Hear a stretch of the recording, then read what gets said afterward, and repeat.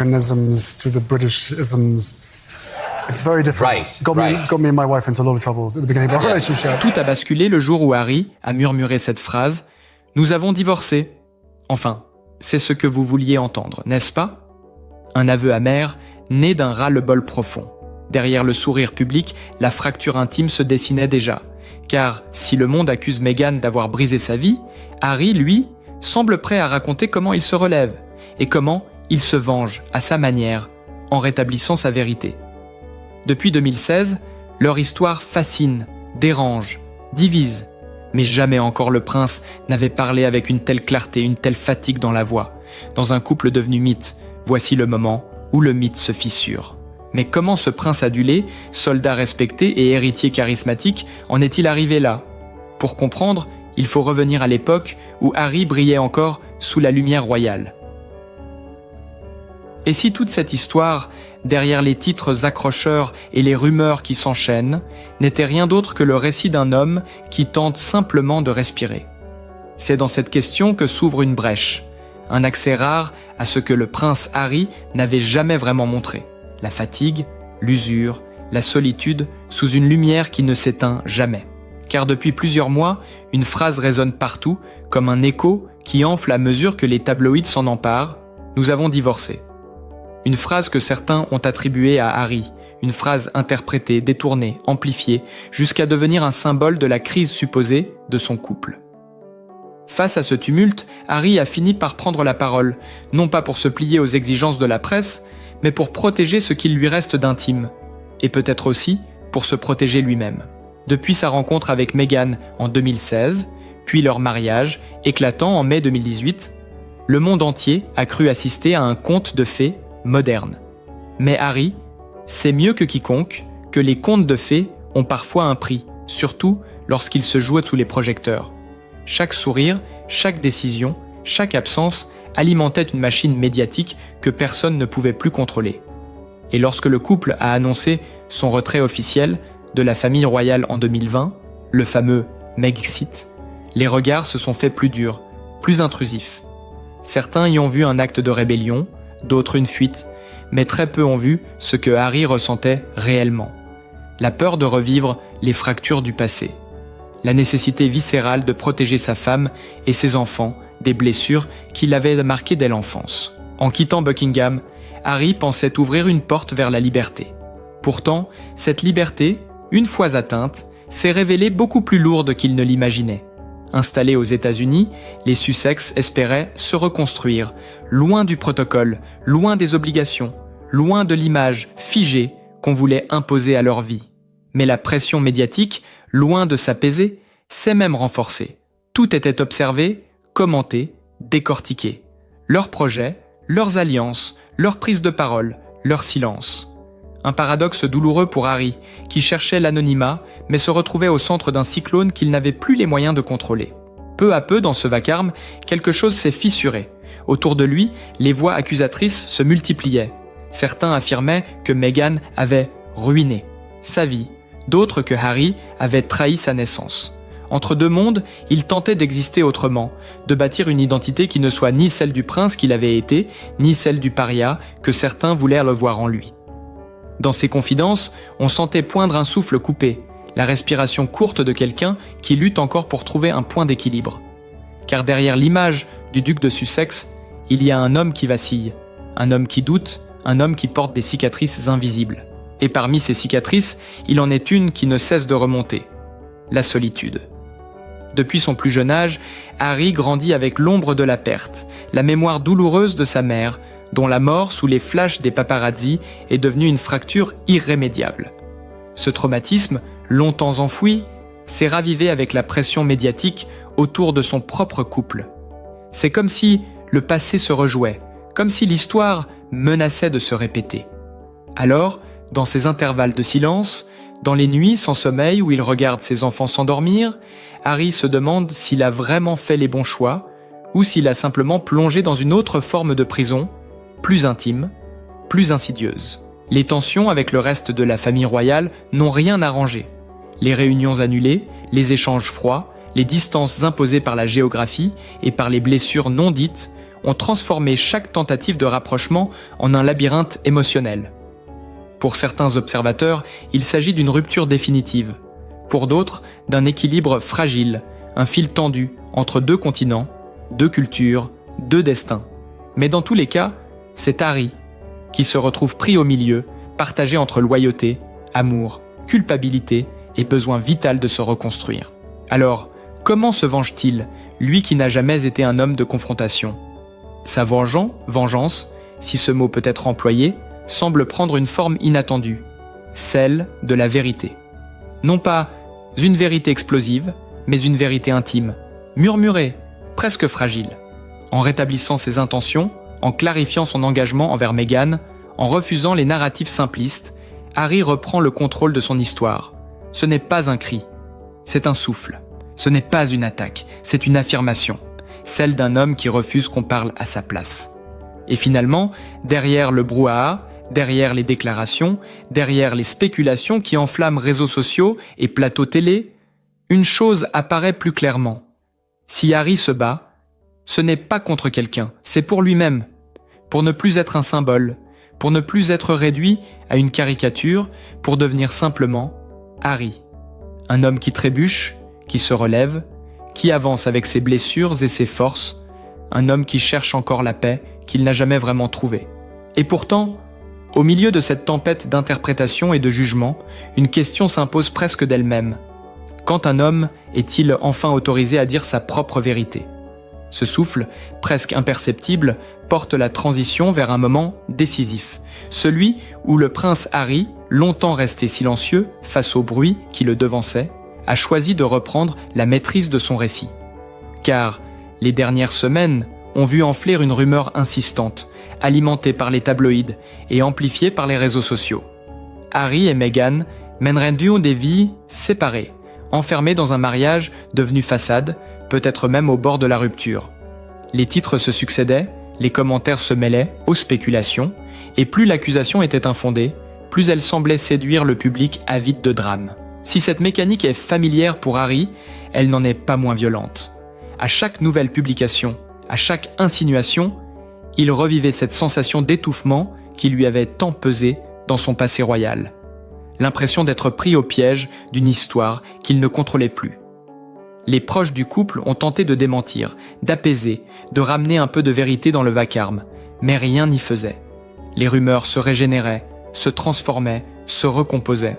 Et pendant ce temps-là, Harry observait avec fatigue son image se détacher progressivement de sa réalité. Ce n'est donc pas un hasard si, lors du New York Times Deal Book Summit 2024, il a enfin décidé de parler.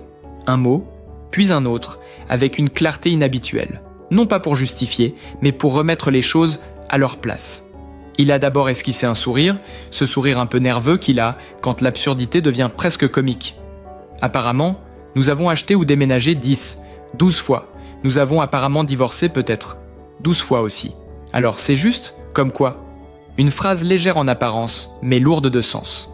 Derrière l'humour, on percevait une lassitude, un refus de se laisser réduire à un fantasme médiatique. Harry et Meghan ne sont pas divorcés. Ils n'ont jamais engagé de procédure.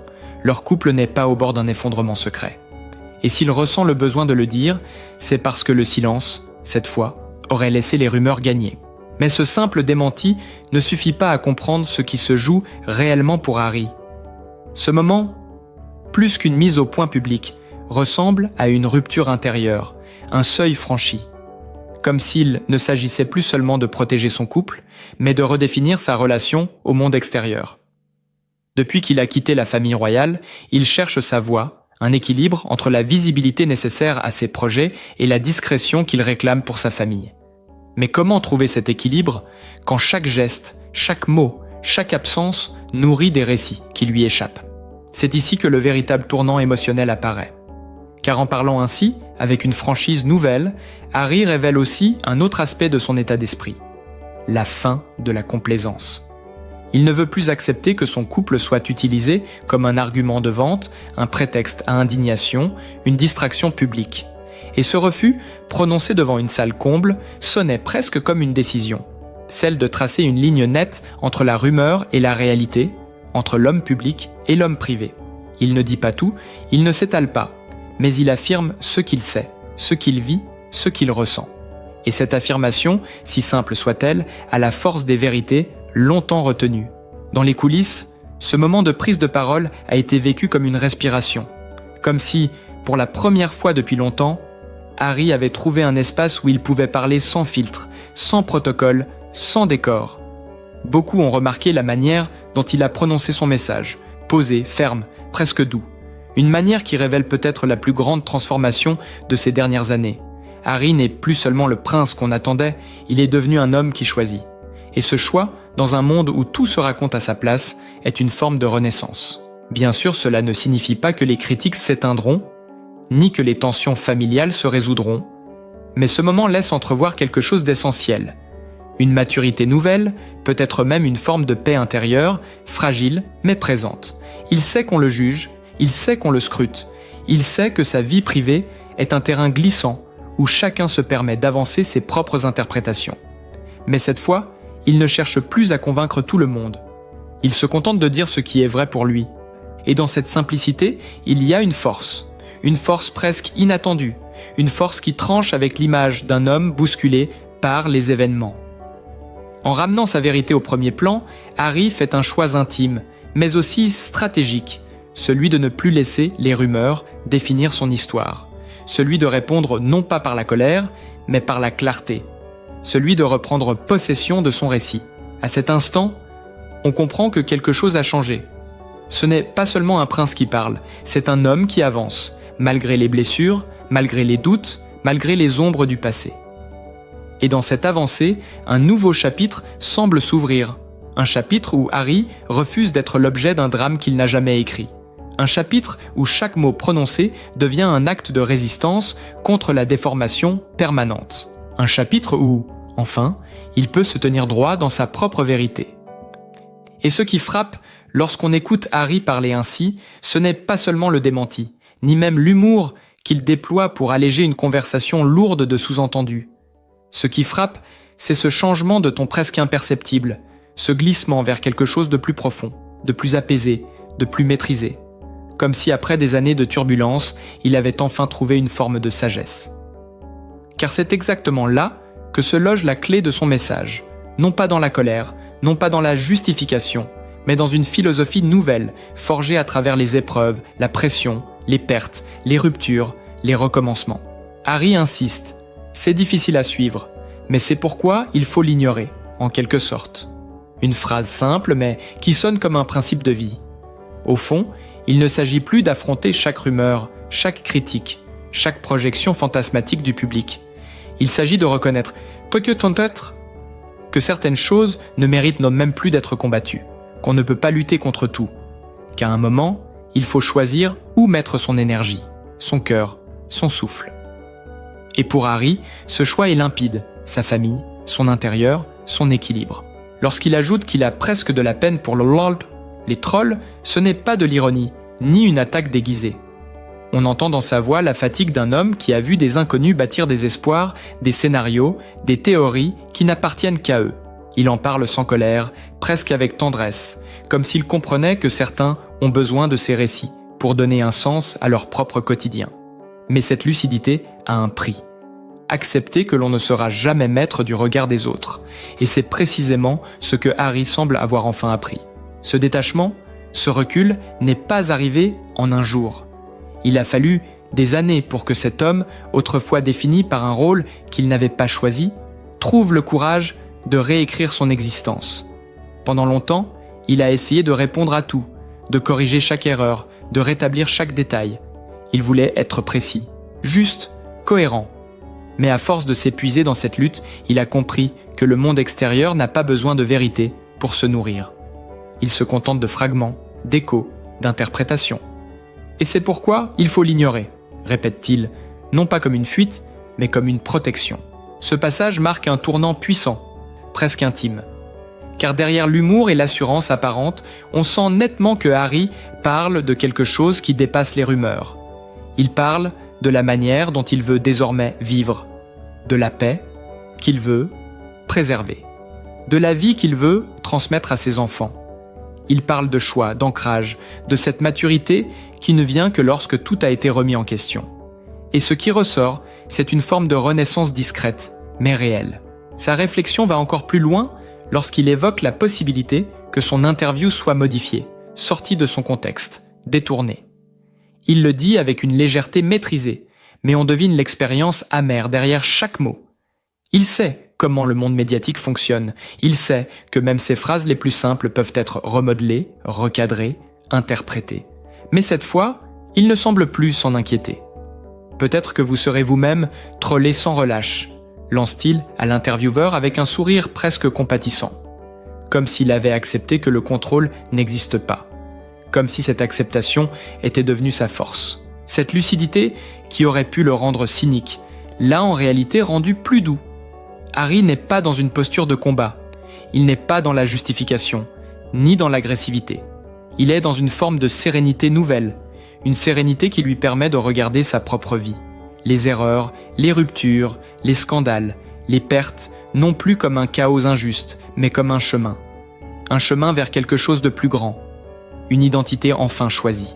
Et c'est là que son discours atteint son sommet émotionnel. Car derrière la mise au point médiatique, il y a quelque chose de beaucoup plus humain. Un homme qui a longtemps cherché sa place, qui a parfois échoué, qui a parfois trébuché, mais qui avance malgré tout, guidé par un désir simple et profondément universel, vivre en paix avec ce qu'il est. Le renoncement au titre, le départ pour l'Amérique, les choix controversés, les interviews, les livres, les réactions parfois violentes, tout cela l'a transformé. Tout cela l'a rapproché de ce qu'il veut être. Et aujourd'hui, dans cette phrase, il faut l'ignorer. Il ne s'agit pas d'indifférence, il s'agit d'élévation. Il s'agit de ne plus donner à la rumeur le pouvoir de définir sa vie. Il s'agit de ne plus laisser la peur guider ses décisions. Il s'agit de pardonner, à soi-même, aux autres, à l'enfance brisée, aux attentes impossibles.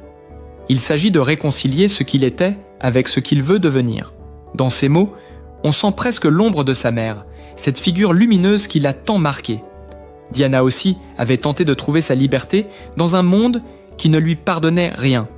Et cette quête, tragiquement interrompue, semble aujourd'hui prolonger son souffle à travers son fils. Harry ne le dit pas, mais on le sent. En avançant vers la paix, il marche aussi vers elle. Cette mise au point n'est donc pas seulement une réponse aux rumeurs. C'est une déclaration d'intention, une philosophie, une manière douce et ferme de dire qu'il choisit la lumière intérieure plutôt que le vacarme extérieur, qu'il choisit sa famille plutôt que les récits fabriqués, qu'il choisit enfin de vivre pleinement sans se laisser happer par les ombres qu'on projette sur lui. Et dans cette parole calme, presque apaisée, quelque chose s'ouvre, un espace nouveau, un horizon plus large, où Harry semble se relever, plus fort, plus conscient, plus libre. Mais ce qui apparaît avec encore plus de netteté, à mesure que Harry déroule ses réflexions, c'est cette transformation silencieuse, presque imperceptible au premier regard, mais fondamentale. Comme si l'homme qu'il est devenu avait appris à regarder sa vie non plus à travers les yeux des autres, mais à travers son propre souffle. Et ce souffle, qui pendant longtemps avait été court, saccadé, dérangé par l'agitation du monde, commence enfin à s'allonger, à se poser, à devenir plus profond. C'est cette respiration nouvelle qui donne à ses paroles une densité inattendue. Car derrière sa phrase, il faut l'ignorer. Ce n'est pas la résignation qui parle, c'est la sagesse. Une sagesse qui ne vient ni de la victoire, ni de la fuite, mais de l'expérience. Une sagesse forgée dans les nuits d'angoisse, dans les pertes brutales, dans les conflits familiaux, dans les ruptures publiques, dans les trahisons intimes, dans les espoirs déçus et les renaissances fragiles. Une sagesse qui lui permet aujourd'hui de reposer sa tête sur un oreiller sans sentir le poids du monde peser sur sa poitrine. Il est presque émouvant de constater à quel point l'ancien prince impulsif, celui qui autrefois multipliait les excès pour oublier, s'est transformé en un homme qui prend le temps de réfléchir, de poser les mots, de choisir le ton.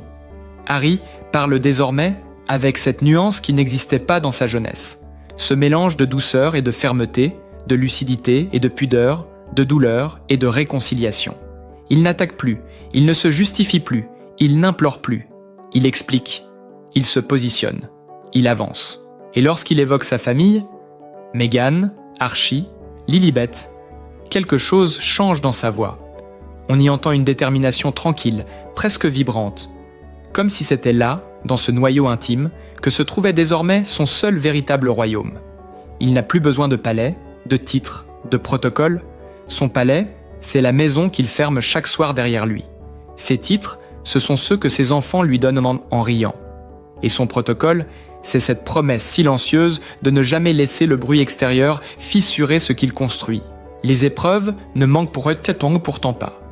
Conciliation difficile, distance géographique, cicatrices familiales, commentaires acerbes, tensions récurrentes avec certains membres de la monarchie, rien n'a été simple. Mais Harry ne cherche plus à ce que tout soit simple.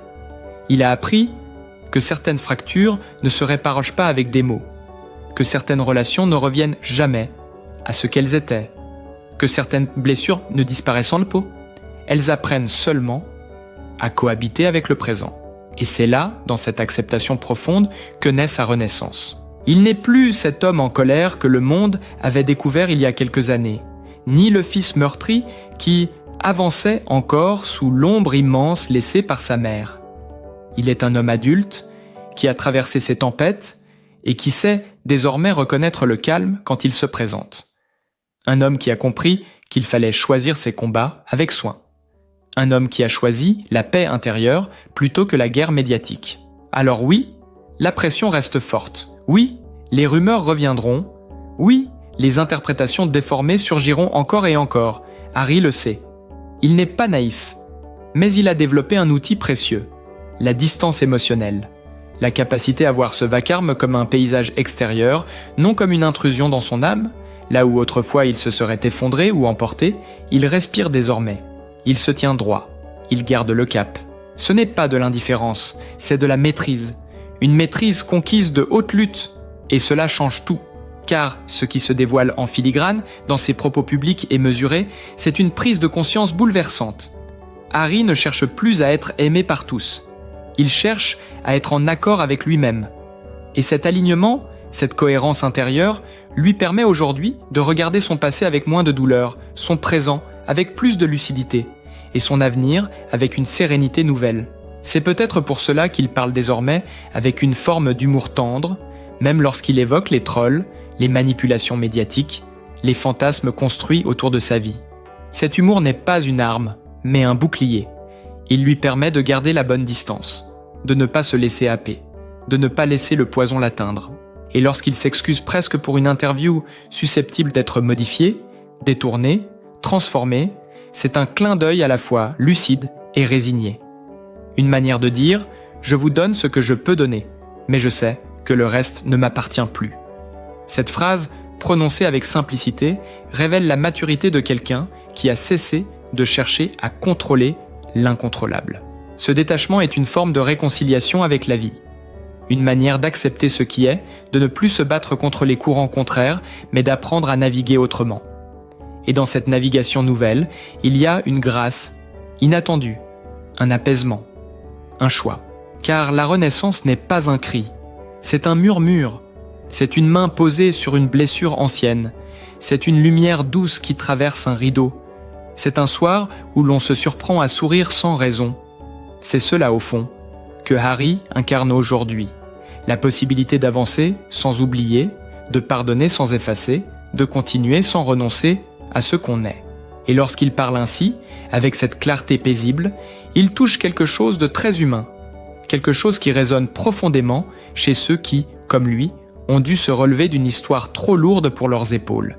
Il nous rappelle que la vie n'est pas ce que les autres diront de nous, mais ce que nous choisissons d'en faire. Que la paix ne se trouve pas à l'extérieur, mais dans un espace intime que personne ne peut envahir. Harry semble l'avoir compris. Et dans ce simple constat, dans cette vérité nue et apaisée, se dessine peut-être enfin le chemin qu'il cherchait depuis tant d'années. Un chemin qui ne mène ni vers un trône, ni vers un rôle, ni vers une approbation. Un chemin qui mène vers lui-même. Au fond, ce que nous laisse Harry, ce n'est pas une polémique de plus, ni une vérité criée trop fort. C'est une leçon simple, presque murmurée.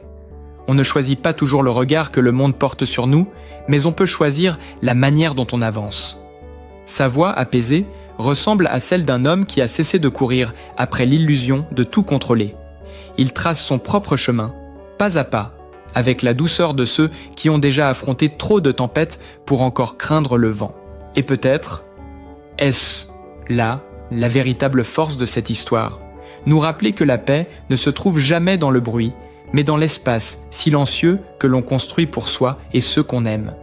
Harry, avec ses fragilités et son courage, nous montre qu'il est encore possible de se relever, de se réinventer, de choisir la lumière malgré les ombres.